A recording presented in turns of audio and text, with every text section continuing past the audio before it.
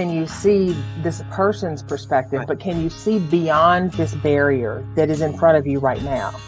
And we do get to that place of gratitude and actually appreciation. Now, it takes us refusing to stay in a victim mindset in order to do that. Well, we are back. We are back. Of all the times that we scheduled to come back into the real world, I get bitch slapped by COVID. It's like, okay, whatever. We're just going to do this. So many people, I've just heard so many people have had COVID of late. I mean, and I was talking to Kathy Martindale yesterday, my friend from radio and just dear friend. And, she just mentioned, because she had about recently, and she said, oh, it was just awful. She goes, I thought it was over, which is what everybody thinks. I think that the detrimental side, I think we're not as frightened of it anymore because we know that there are treatments and there are things that you can do, but it ain't over. I mean, I don't think it will ever be over. I did the Paxlovid the first time. First time I ever got COVID was June of last year. And I did the Paxlovid. And my doctor shared with me that there are a certain percentage of people that when you take the Paxlovid, it rushes your symptoms through your body, hurries it on out so it doesn't linger. But then about 2-3 days after your Paxlovid, you get this riptide that comes back through and hits you with everything again. I learned this about day 3 into my Paxlovid. Otherwise, I would have said, well, why am I doing this? I've heard that from everybody that's taken that stuff. Yeah. And I said, you know what? Maybe it won't hit me. Well, we got a lot of folks who are joining us. And Jill, who also, my friend Jill, there she is. Hello. Jill had COVID not too long ago. And Angie said, Eddie had COVID 2 weeks ago, but I don't get it. See, and there are those people that have this immunity that is unbelievable. Angie's just untouchable. She is. She says, I'm gonna scare this stuff away. Corinne is with us.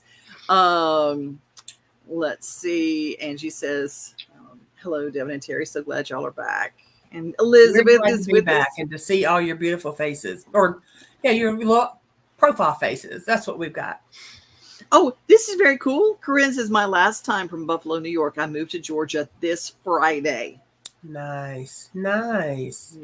She says she's kind of sad. She's happy and excited, but kind of sad at the same time. So that stuff, moves are tough. Moves. And that kind of ties in with what I wanted to talk about today. Let's see who else is. Oh, there's Leslie. She's been vacating. Leslie has been taking beautiful pictures going all around the country. She went to Canada and took some gorgeous pictures. Just absolutely. And Elizabeth says, I felt like death when we're talking about COVID. Angie's laughing at us saying, she's like, I'm going to scare this. I'm going to get rid of this stuff. I'm not going to have COVID. I love me some Angie.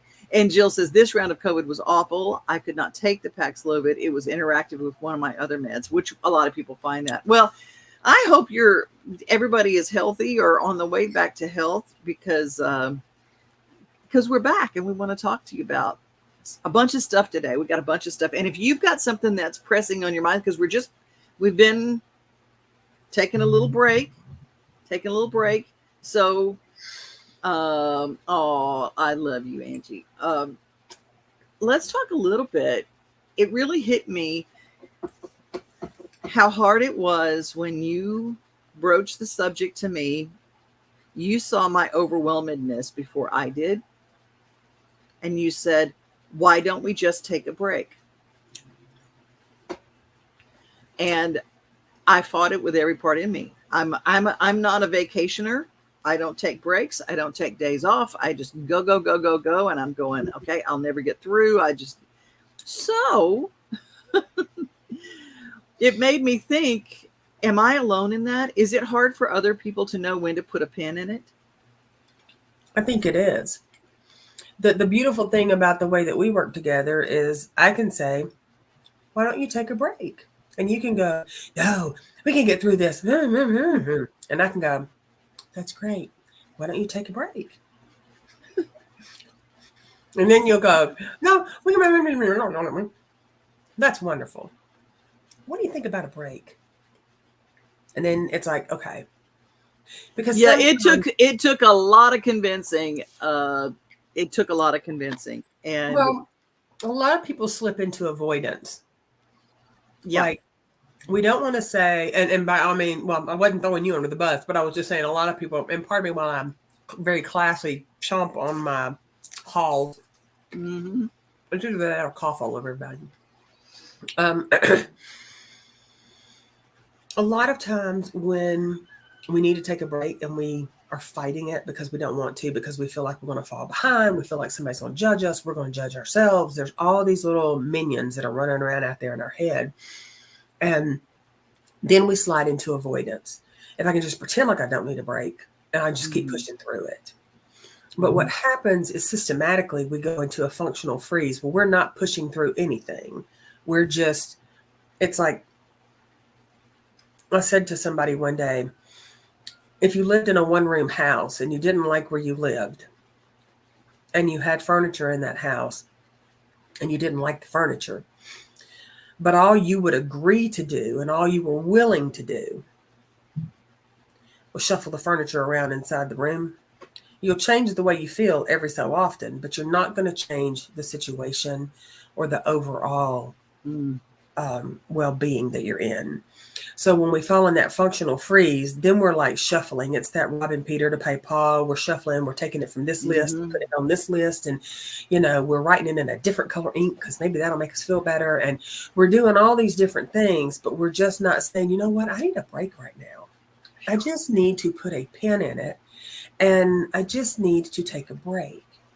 And sometimes, you get to that place where you just, you need to take a break and you don't take a break, and you will be overcome with stress, with anxiety, with digestive issues, with headaches, with nausea, with anxiety, with anger, with sadness, you name it. I mean, it comes in all different, there's a packet for everybody on the shelf of life of what your flavor of overwhelmingness is. Right. And it's not the same for everybody. So sometimes when we see people going, I'll just power through it, we think, God, look at them go. I wish I had that tenacity. But really, they need to take a break. They really need to take a break. And some of it is the ability to say no. And I tell you who has the ability to say no. My friend Mona. Mona knows how to say no. I will invite Mona to all sorts of stuff. I'll get tickets to stuff. And, she said, now don't stop inviting me, but I don't want to go. And I go, you know what? That is this. I put that note in my little notebook and I go, know when to say no. And you think but I have said yes and had resentment over saying yes so much that I took a page out of Mona's book and I said, you know what? When people ask me to do stuff, and I started using the excuse because people would ask me to do stuff downtown in Nashville at night. And my answer to that is I don't like driving down there at night. I just don't like doing it. And so I learned that it's okay to say, you know what? If you love doing that, that's great, but not my jam. But also, even changing the language, here we are 5 minutes into the thing. And I'm like, well, let's reframe that, Devon. See, also, all the time. That's okay. Also, it's not an excuse. Like you said, my excuse became, it's not an excuse. It's a fact. You don't like my reason. Okay. You might drive at night if it's something that you really, really want to do, but you don't prefer to drive at night, especially downtown Nashville at night, all the way back home. That's not an excuse. That's a valid reason for not doing something you don't want to do. Yes. Reason over excuse. I really love that. Hey, Paul joins us. He says, joining you from the Old Dominion. Well, it's good to have you, Paul. Good to see you there. Jill said, yes, Devon, it took my heart attack and almost dying for me to learn how to take a break and learn to be okay with taking a break. Absolutely. Absolutely. Man, I didn't realize. I mean, we're just full of these. I started working, Elizabeth says, I started working at my companies in 1997. The number of true vacations I've taken since then is in the single digits. Wow. I know. I know. And when we work at home, it changes everything because you live in the office, literally live in the office. Paul adds, I am taking a vacation a couple of weeks, visiting friends in Los Angeles, and plan to be an unapologetic tourist. Need that after a year of responsibilities. He has had a tough year. Paul, that's a thing to bring up. Paul lost his mom this year.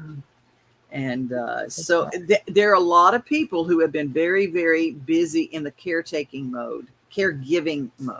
Let's rephrase that, caregiving mode.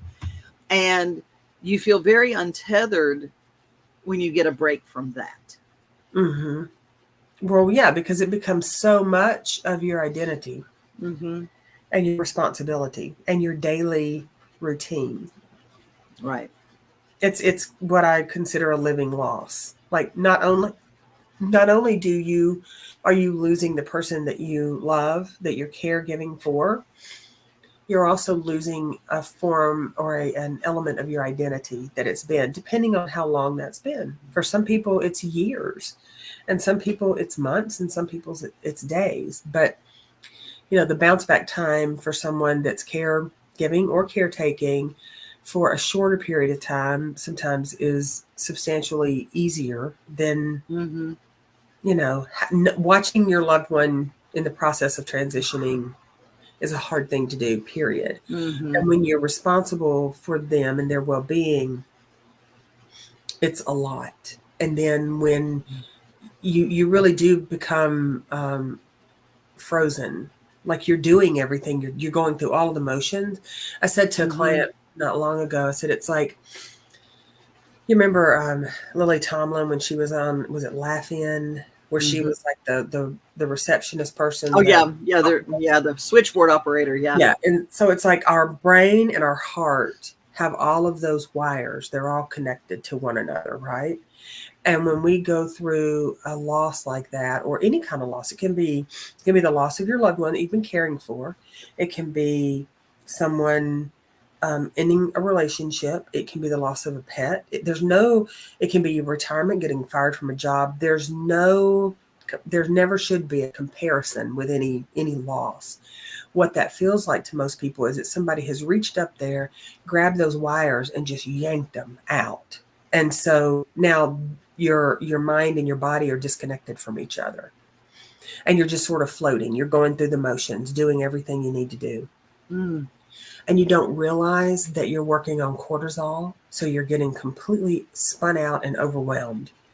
And some people will say, well, I just feel bad. I've just sat here all day and I haven't done anything. But the brain has ran 3 marathons, loaded 10 loads of laundry, cut 12 yards and problem solved 1,000 Rubik's cubes. Like when you're sitting there in that moment of like, I just can't.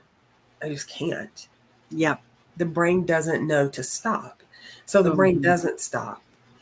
And it releases the same chemicals that make you feel like you've been working out. That's why you can sit on the couch all day and just feel when you get up to move, you're just like, I'm exhausted. It's because your brain has released the chemicals in your body to exhaust you. Wow. I never even put that together. That's crazy. Leslie says, when I was working, I worked hard, but now that I'm retired, I play hard. And learning how the sense of play, I just didn't grow up in a way that I grew up. Play was not something that was wrapped around. I mean, nobody played.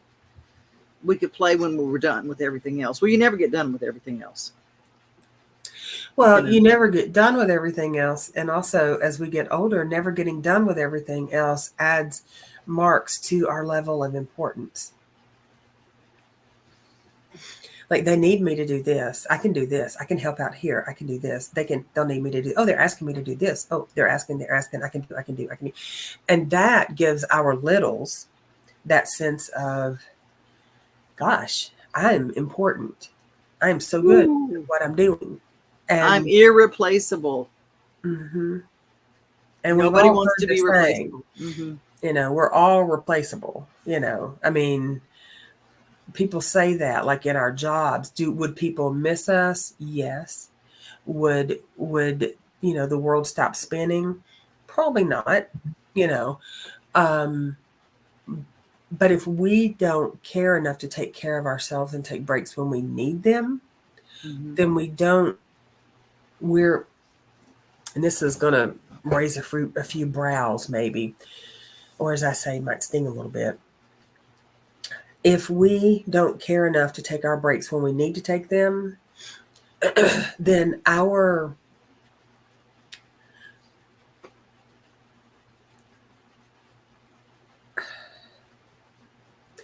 drive that we're saying we're doing these things, you know, because we're helping, or we're doing, or we're blah, blah, blah, blah, whatever it is, are we doing it because of these other people that we're helping out? Yes. But what's the primary reason we're doing it? For us. Because it makes us feel good. But simultaneously, it also drains our battery. You got to know that edge that you're walking so that you don't get too far over in the weeds, because you get over in the weeds and, you know, the gremlins will get you. Like, you don't see them coming. And the overwhelmingness, the anxiety, the worry, the depression, the not eating well, the sleep deprivation, the angst, the self-competition, all that stuff will get you if you're not in the of going, like, I'm taking care of myself. I'm also taking breaks when I need to. You know. Well, Elizabeth says, I must also say that I rarely work 5 days a week anymore. So while I don't go somewhere and spend money, I'm not necessarily working. Good. And that's really good. I mean, and when you work at home, that's an important distinction.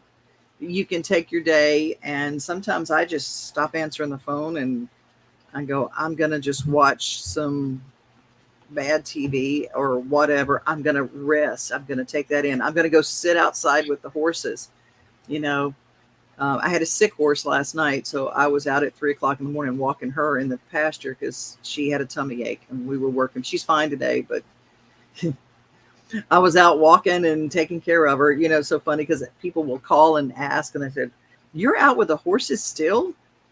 Because it's been so hot. I feed them when it's cooler, so their stomachs are cooler, whatever. But it's still, when it is this hot, I still have to watch feeding old horses. And so it was a night. But I still, when I'm out there with them and doing that, I'm not as exhausted as when I'm pressurized with a work thing. Right. Or a people dynamic. That's another thing, is the people dynamic.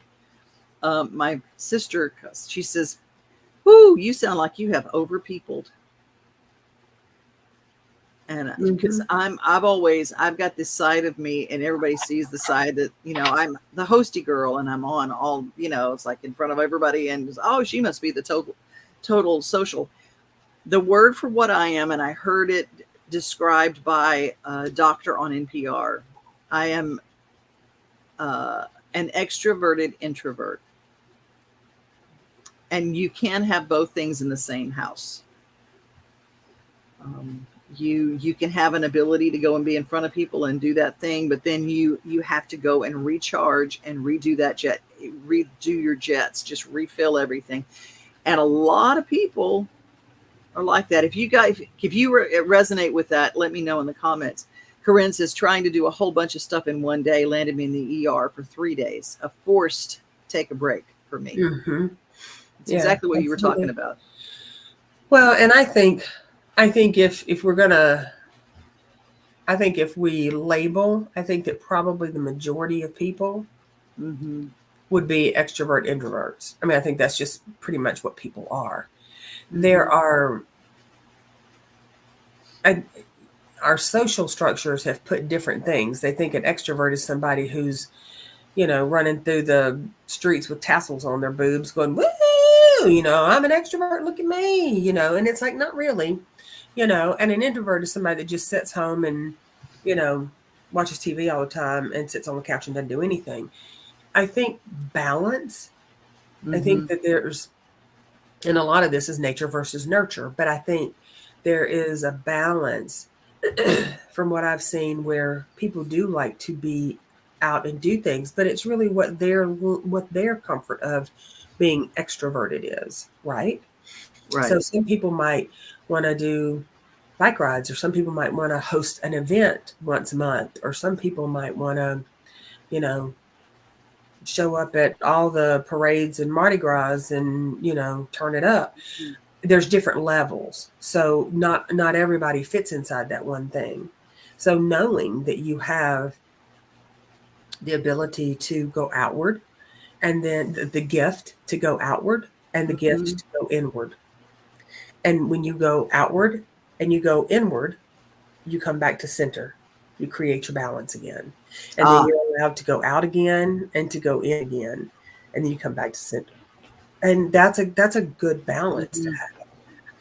But some people just don't, they're not comfortable because of nurture to do those things, because they've been forced when they're younger to do them. So now they don't want to do them. Right. And that makes a difference. Yeah. Jill says, it's the guilt that stresses me out even more, Teri. I'm a gold medalist at guilting myself. I forget I owe myself a break, but simultaneously feel like I am letting people down. Okay, I'm waiting. So I don't have my littles here, but I know that Corinne has listened long enough to be familiar with the littles. My suggestion to that would be, when you feel yourself guilting yourself that you're not doing enough, or that you're, you should be doing more, and all of that stuff. And before we start that whole woulda, shoulda, coulda thing and all that, look back at the versions of yourself when you were younger and give yourself permission to rest. Give that little version of you, that childlike version, that whether you were the 6-year-old that was changing the newborn's diaper, or whether you were the 14-year-old oldest child that was taking care of all the youngest children while parents worked, or whether you married into a marriage where the father came from a place where the mother did everything and now you've taken that role on, whatever it is. And there's so many other roles, but those are just the ones that pop into my mind. When we step into those roles willingly or even unconsciously, we have to be willing to hit the pause button and look back and not become our biggest betrayer. We have to look at ourselves, and we have to look at why we're pushing ourselves, and then look back at that younger version of ourselves and say, no, I won't push you the way that so-and-so and such and such and such and such pushed you. I won't do that to you. And when we start changing that dynamic, we change the language, because now we don't feel guilty or shame for taking care of ourselves. We feel guilt and shame for taking care of ourselves, and it's framed out as I should be doing more. But if you're so tired and you can't do more, then it's because we're not taking care of ourselves. And as I've said in one of our early, way back in the Dawn days, when Wonder Woman wears her cute little cape, and, or Superman, whichever floats your boat, and, people have put all their wants and needs in the pockets of that cape all over the place. And then that they need to stop and rest, and they stop and they take that cape off and they hang it up, and they become a regular human at that point. They're not feeling everybody else's needs. Right. People don't know what to do with those people, because it's like, well, I always go to them for the answer. Like I always go to them for the answer. So I don't know, maybe they're, they haven't been on social media. So, I'm not going to reach out, or I haven't heard from them, so I'm not going to reach out, or, they just they don't know what to do with that person, because it's like, how am I supposed to help you? You're always fixing things for me. Like, I don't know how to fix anything for you. So they just step away. And what does that do? That leaves that person that's standing there vulnerable and in need to go, well, I'm too much. I shouldn't ask for help. Woo. That's just I know there's a whole line of people in these comments over here that are those kind of people, the suppliers. We are the suppliers. That's what it is. And the other thing is that I find there's these people that, I know, but you didn't mean me. You didn't mean that you need a break from me.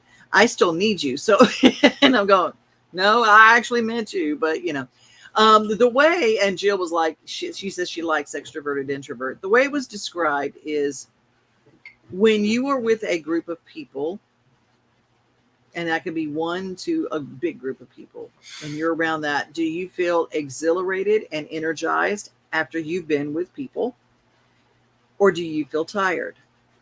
When you have time alone, do you feel exhausted? Or do you feel energized after your time alone? That determines the base introvert extrovert. And I was the little kid who played by myself. My sister was the little kid who needed to be around people. She enjoyed that. She enjoyed having a buddy. Now, it didn't have to be a lot of people, and she didn't have to be on stage. It wasn't that kind of thing. It wasn't, I know she's an actress now, but she liked to have her little buddies and her little friends. And that was started even from an infant. Don't put me down, Mama. Don't put me down. I want to be part of it. I want to know. I want to have this connection. And they could put me in a playpen and I would stay there for hours, and I didn't need anybody to entertain me. And they said, you can take that little all the way back to determine your base introvert extrovert. But then you've got this ability to go and be in a group.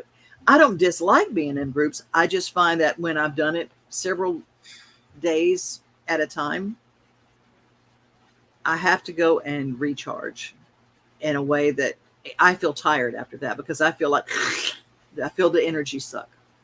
I think that's the key, is knowing, if you're doing it one time, you might do it one time and you might be drained, but you also got to know the company you're keeping. Like, ooh, y'all, did y'all listen to that? You got to know the company you're keeping, because you can go out and hang out with people, and you can hang out with people and just, it can be low key. It can be 10 people and still low key, and you feel energized and you feel good, and it's an outgoing thing.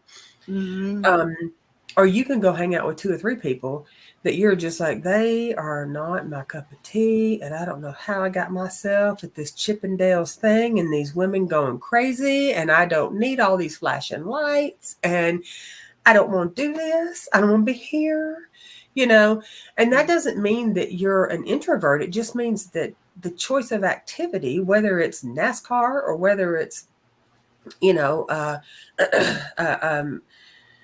a concert or whatever it is, it just may not be, some people don't do well with loud, Oh, I had to I don't really... I don't do well with loud. I know when it first hit me, I was y'all remember the movie Twister when it came out all them years ago? I was sitting in the theater with my daughter's dad, and we were watching that movie. And I remember it was the part where I don't know if they drove or they ran or whatever they did up underneath this culvert. And it was so loud in that movie theater with, just the I don't know what it's called, sound effects, I guess, just so loud that I could feel my insides were like jello, just, and I just said, I'll be back in a minute. I had to get up and go out to the front of the theater because it was too much. It was too much. Now, some people might say going to a movie shouldn't bother somebody like that. Again, I think it's know your octaves. If you like music, maybe you're going to go listen to some live acoustical music, and maybe listening to hard death metal is not really your jam. So you can still listen and know what your baseline is, and know what how much you're willing to go up and down. But don't obligate yourself and overextend yourself to fit in with another group because they need you to. Because if they really care about you, they need you to take care of yourself. Yeah, big sporting events give me, anxiety like I couldn't cannot do it. And I hurt someone's feelings because they asked me to something and I just said, I can't. They go, but you go to these shows. I said, yes, but I'm usually on stage hosting somebody and there's nobody backstage. I just sit side stage and I just watch the show, or I'm in a place that's not so overpopulated, whatever, but sporting events, I went to a Titans game and I thought I need to be hospitalized after it was so loud and it was so many people. Freaked me out. But Michelle Henry, how are you, my dear? Elizabeth says, I cannot people sometimes, and I'm very thankful for my soul sisters. We get to not people together, and it's okay. I love that. I love that. Not every moment has to be full of noise or activity. And Jill says, agree, Elizabeth. My favorite new activity is peace and quiet. There's my Hannah. Yes, it's so important to understand how and when to charge your social battery. It's so important to set boundaries for yourself, and the right circle will understand that. Absolutely. Yeah.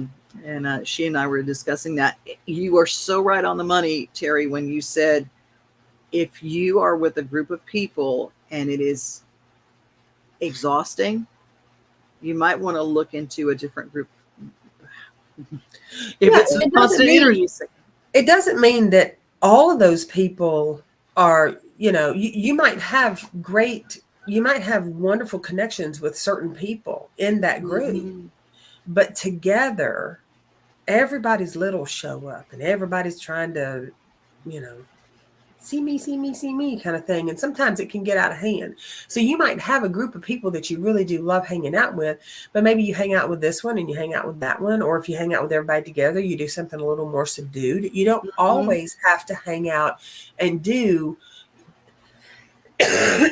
major, just exhausting things.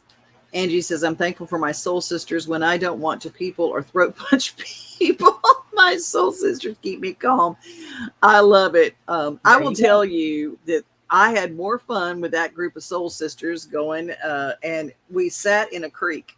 Now I know that sounds like one of those things you literally sit in a creek. I mean, you take your lawn chairs, you have your little tent, you go and you sit in the creek. But just that cool, clear water running over your feet. And it was just wonderful. And I got to tell you, I gave myself permission to do that. And I'm so glad that I did, because I know that you like kayaking. And the videos that you send sometimes of kayaking are just so peaceful and wonderful. I have anxiety that my butt's going to get stuck in a kayak. I know. I see these movies or these little videos of these old ladies that have trouble getting out of the kayak and they just can't. And they, that would be me. So kayaking is not me. But now I like boating, like you would not get stuck in a kayak. There are lots of kayaks. There's sit-in kayaks. And there are sit-on-top kayaks. Yeah. And I'm not trying to take your fear from kayaking away, but you would not get stuck in a kayak. Yeah. See, that's my deal. When I'm with Corinne here. Naps are a wonderful activity. Naps are a wonderful activity. I think that they should have implemented naps again. Like, I don't know whose idea it was that when you got out of kindergarten, all of a sudden they take your naps away. That's just a cruel trick, actually, to train you to take a nap. Naps and crayons. Yeah, naps and crayons. To train you to take a nap in the middle of the day and then just slap you right out of that when you get in first grade. That's just not fair. Got to have them. Jill says, wow, thank you. I never had that perspective before. I was always expected to do more as a kid. If I decided to lay on my bed and read a book, my mother would magically appear with a vacuum. Oh, yes. Yeah, it's very eye-opening. Oh, my God. We know that kind of parenting, huh? Well, I'm going to get to these last comments because we are at the end of a broadcast day. But Elizabeth says, honestly, it completely depends on who the people are. Some drain me and others fill me up. Angie's in agreement 100% and says, I don't do well with places like loud bars, but give me my soul sister sitting around being loud, cracking jokes, just being crazy. I love that. Knowing what you love, and Elizabeth's saying yes to Hannah 1,000%. Oh, there's Char. Hey. I'm still here. I just have to plug in. Okay. I know we're at our time, but I don't want us to. I don't want my No. computer to zap me before we're done. Hello, everyone chiming in late. EB knows about my anxiety. This is why I can't sit. It's very hard for me at concerts. I get too much anxiety. I know exactly what you're talking about. There's my cousin. There's Tim. Hey, cuz, long time no be able to watch, but I'm watching today. Yay. Yeah. And last comment for the day. Nap time is wasted on the young. We grown-ups need them too. I love it. My grandpa used to call it studying. He would go in. Yeah, he'd call it studying. He was a preacher, but he would go in, he'd start, and he'd read his Bible in the middle of the day. He'd come in from the tractor and whatever, he'd read his Bible, and then he'd close his eyes. But when he would wake up, he would have ideas for a sermon or whatever, because he took that time. Oh my gosh, there's Annie. Silently observing, getting baby asleep as you talk about napping. Right. Well, we love you all. Thank you guys for being with us. Teri, thank you for that, giving us permission to put a pin in it. Yeah. Well, I mean, if we don't give ourselves permission, I can guarantee you probably nobody else is going to give it to you unless you're working with a professional that says, hey, have you considered putting a pin in it? You know, because if you've got husbands, wives, kids, parents, neighbors, pets, if you have any kind of job that requires you to take care of others, whether it is in a caretaking medical facility, if you're a teacher, if you are whatever you are, whatever it is, most of the time people enjoy being in need. We want to know that we're needed. Mm-hmm. Everybody wants to be a hero. Yeah, but also everybody, it just feels good to know that we matter. You know, a lot of people have had situations and circumstances in life where maybe they didn't always feel like their existence mattered. And so it feels good to know that they matter. And it feels good to know that they do something and that it's good and they get acknowledged and they get, kudos and awareness around that. But also, you have to know how to moderate and how to take a break. Put a pin in it when you need to, because if not, by no other just happenstance, you will be flooded and you'll be overwhelmed. Char says, I'm needed at bingo. Love you so much. Cooking is like, oh, you guys, you have a great rest of your day. And Teri's going to close things out like she always does. Yes. I'm so glad that we got to interact with all of you today. And as always, we appreciate you showing up, spending your time and your energy with us. And whether you're watching us live or you're watching on the repeat, we just value your input and your energy. And it's good to be back with everybody. And I hope that as you go through the rest of your week, look at those times where you can take little snippets out for yourself to take care of yourself, to put a pin in it. You can always pick up where you left off. But if you overwhelm yourself, sometimes it just feels hopeless. So before you get to that cup runneth over, put a pin in it and then revisit it. And until we see you next week, just remember to increase your peace, and we'll see ya. Bye, everyone. I missed that.